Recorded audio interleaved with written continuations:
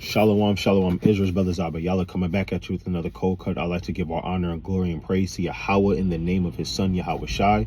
Shalom, shalom. This is going to be a cold cut as we're breaking down Matthew chapter 21 and verse 19. All right, so let's hop into it. It's Matthew chapter 21 and verse 19. And when he saw a fig tree in the way, he came to it and found nothing thereon, but leaves only, and said unto it, let no fruit grow in thee henceforth forever. And presently the fig tree withered away. And when the disciples saw it, they marveled, saying, how soon is the fig tree withered away? Now, what is this going into? What does this mean? Who is the fig tree? All right, what is this fig tree? Why did the Lord tell the fig tree to never grow any fruit? Why is the disciples so astonished that this fig tree withered away so fast? Well, let's break it down, right? Verse 19, and when he saw a fig tree in the way, he came to it and found nothing thereon. Now, what is this fig tree? This is not a regular fig tree. This is not a tree in somebody's vineyard somewhere in the ancient world. This fig tree represents man. Trees in the Bible is a representation of man. How do we know that? Let's go to the book of Judges, chapter 9 and verse 12. This is Judges 9, I'll start at verse 8. The trees went forth on a time to anoint a king over them, and they said unto the olive tree, reign thou over us. But the olive tree said unto them, should I leave my fatness, wherewith by me they honor God and man, and go to be promoted over the trees? And now we know that trees don't reign over man. We know trees don't speak. This is symbolic, talking about man, asking man to reign over us, right? This is a parable, right? And it says, jumping down to verse 10, actually reading on from verse 10, and the tree said to the fig tree, come thou and reign over us. But the fig tree said unto them, should I forsake my sweetness and my good fruit and go to be promoted over the trees? Then said the trees unto the vine, come down, reign over us. So we know this is symbolically talking about man, because trees don't tell other trees to reign over them. Let's get the book of Mark. All right, let's get the classic. All right, let's get the book of Mark chapter 8. All right, let's prove that. This is Mark chapter 8. And let's start at verse. Let's see what we want. All right, let's see what we want. This is the book of Mark chapter 8. And I'm going to start at verse number 21. And I'm starting at verse 23. And he took the blind man by the hand and led him out of the town. And when he had spit on his eyes and put his hands upon him, he asked him if he saw aught. And he looked up and said, I see men as trees walking. So in the scriptures, you see that man and trees are compared to in the scriptures. Man is compared to his trees. Man is also compared to his grass. Let's get that in the book of Isaiah chapter 40 and verse 7. This kind of goes to show you how frail man really is. Right? A tree can be chopped down. And tree can also be built up and grow to be 100 feet tall. It could be a willow tree, which is short, right? And these are all representations of man. It's Isaiah chapter 40 and verse 7. The grass withereth, the flower fadeth, because the spirit of the Lord bloweth upon it. Surely the people is grass. And the Lord said the people is grass. So we're compared to, in the scriptures, man is compared to his trees, compared to his grass, right? Compared to a lot of different things that the Lord says in the Bible. All right, let's read Psalms 103 and verse 15. It's a lot of allegory. Right, let's go to Psalms chapter 103 and verse 15. So that fig tree, the Lord came to a man, right, and saw no fruit thereon. We won't get that as well. This is Psalms chapter 103 and verse 15.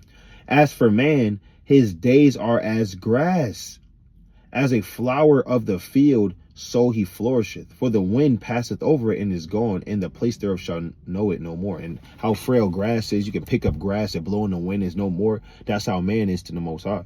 So let's go back to that in Matthew chapter 21. All right. This is the book of Matthew chapter 21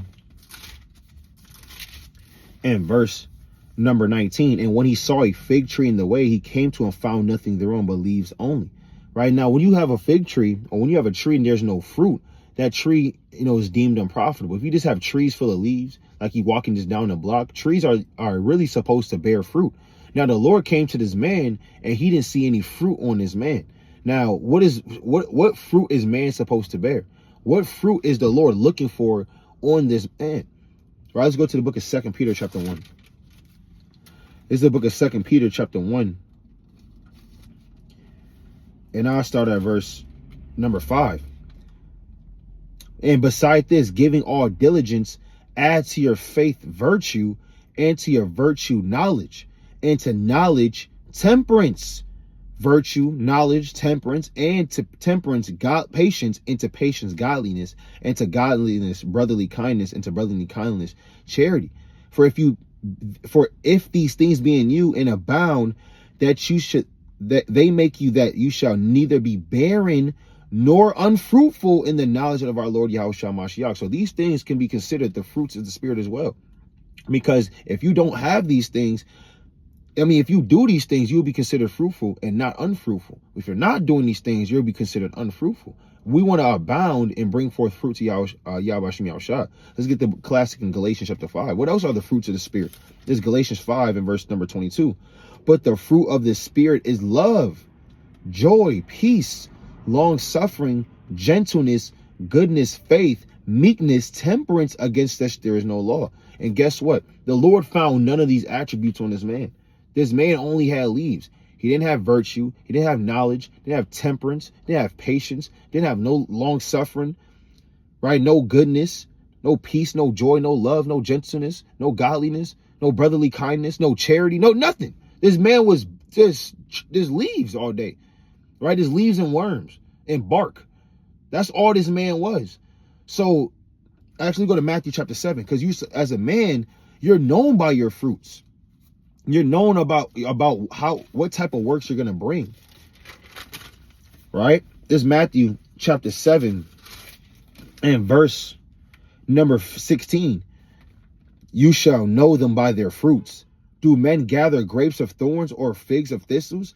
Even so, every good tree, talking about man as we prove with the precepts, even so, every good tree bringeth forth good fruit. So a good man is going to bring forth righteous works. He's going to bring forth good fruit. He's going to bring forth things that are profitable to his household, to the ministry, to himself. And wherever he's lacking in, he has to focus on that area to make sure he brings forth fruits in all areas, right? So the Lord said, you're going to know them by their fruits. You're going to know a man by what he does, right? By his works. Do men gather grapes of thorns or figs or thistles? Even so, every good tree bringeth forth good fruit, but a corrupt tree bringeth forth evil fruit. A good tree cannot bring forth evil fruit, neither can a corrupt tree bring forth good fruit. Every tree that bringeth forth not good fruit is hewn down and cast into the fire, right? And guess what? If you're a corrupt tree, you're a corrupt man, and you don't bring forth any good works to Yahweh Bashim Yahushua, you're going to be cut down and you're going to be cast into that lake of fire. That's what that's talking about. So when let's go back to Matthew chapter 21. When the Lord is talking about, he's seen a man that didn't bring forth any righteous works. He's seen a man that wasn't really profitable to the ministry. He's seen a man, right, that really wasn't doing anything, man. Right? Now let's see what happened. Verse 19. And when he saw a fig tree in the way, he came to it and found nothing thereon, but leaves only, and said unto it, let no fruit grow in thee henceforth forever. And presently the fig tree withered away. Let me go to Psalms 1:1. You have to be planted by the rivers of water. As a man, you want to be planted by the rivers of water in this truth, so you can bring forth your fruit in due season. How does a tree grow? Through water, right? If a tree is next to water, that tree, it's rained on a lot, that tree is going to grow very mightily, and that fruit is going to be ripe and great, right? It's Psalms 1 and verse number 3. That's on verse 2. But his delight is in the law of the Lord, and in his law doeth he meditate day and night. So if you're meditating on the law day and night, you're going to start bringing forth actions and words that represent what you've been thinking, which is the law, right? Which is the Most High through his son Yahushua. And then what's going to happen? Verse 3. And he shall be like a tree. And he shall be like a tree planted by the rivers of water. The rivers of water is this word. Read Ephesians 5 and 26, Psalms chapter 119 and verse 9. This is the living waters. So if you're planted within the living waters or by the living waters, then what? He that bringeth forth his fruit in his season, his leaf also shall not wither, and whatsoever he doeth shall prosper. Your leaf, your knowledge and wisdom and understanding is not going to wither. You're going to start bringing forth righteous fruit, right? That a tree or a good tree is supposed to bear. So we want to be planted by the rivers of water to bring forth that fruit. Now, trees also get blown down. You have hurricanes. You got tsunamis. You got tornadoes. These are all, you got the east wind. These are all things that symbolize destruction, right? And the Lord cuts down trees. Let's go to Wisdom of Solomon 4:4. The Lord tears down trees. I don't know if you know that. The Lord doesn't keep every tree in his vineyard. The Lord destroys trees. The Lord takes those trees down and casts them to the fire. It's Matthew chapter 4 and verse 4. For though they flourish in branches for a time, yet standing not fast. So you can flourish in branches for a time, right? You can grow in this knowledge in the truth, right? You can bring forth some fruits, right, in your time in this truth. But what? Yet standing not fast. Because what? Well, trees are in the elements. Trees are in the they're in the sun, right? They're in the cold, they're in the wind, right? You may get different storms, right? Severe weather. Trees, they gotta endure that all, right? Hey, but the Lord said what? Yet standing not fast, they shall be shaken with the wind, and through the force of winds they shall be rooted out. And what does that wind represent? Adversity. That wind represents the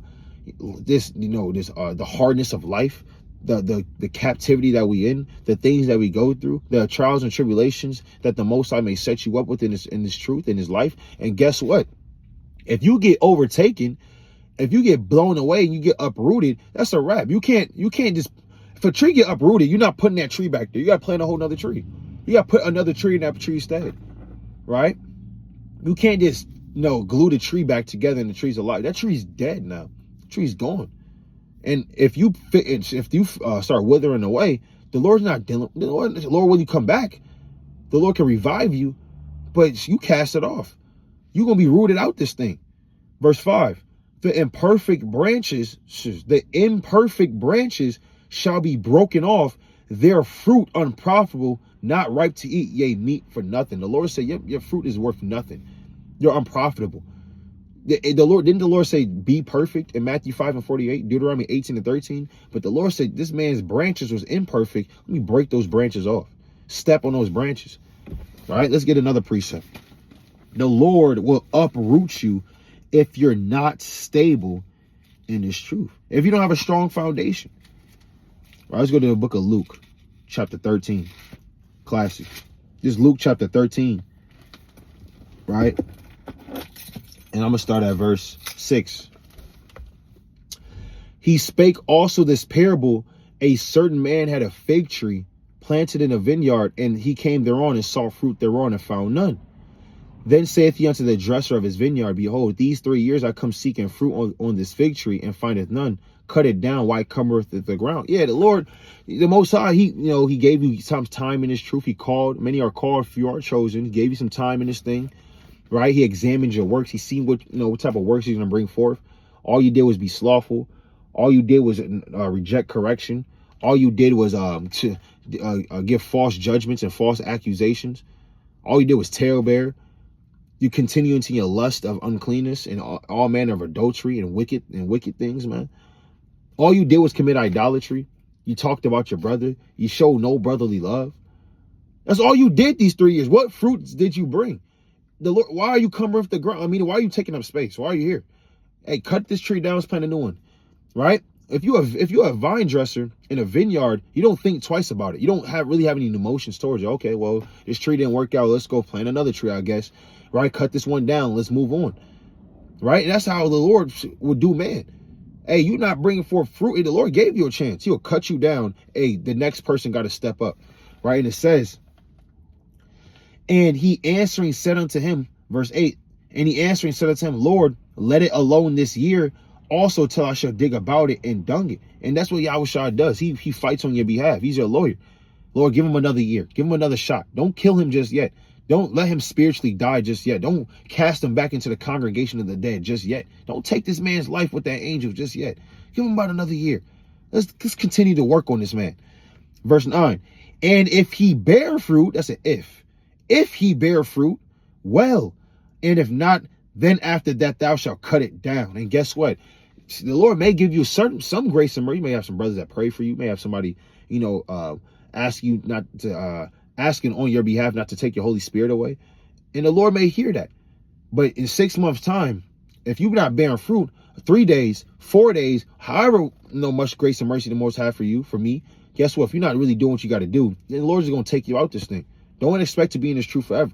Don't expect to, always have this knowledge at your disposal, man. When persecution arises, Jacob's trouble, FEMA camps, the Lord can put on your spirit to forsake him. The Lord can do whatever he wants to do to you at any point in time. That's why we don't want to be this fig tree withering away. We got to be planted by the rivers of waters, which is his word. Let's go back to that Matthew chapter 21. There's a book in Matthew chapter 21 and verse 19. Start verse 20. And when the disciples saw it, they marveled, saying, how soon is this fig tree withered away? And guess what? That will happen before your eyes. We've seen, speaking through experience, we've seen brothers fall out this tree with our very eyes.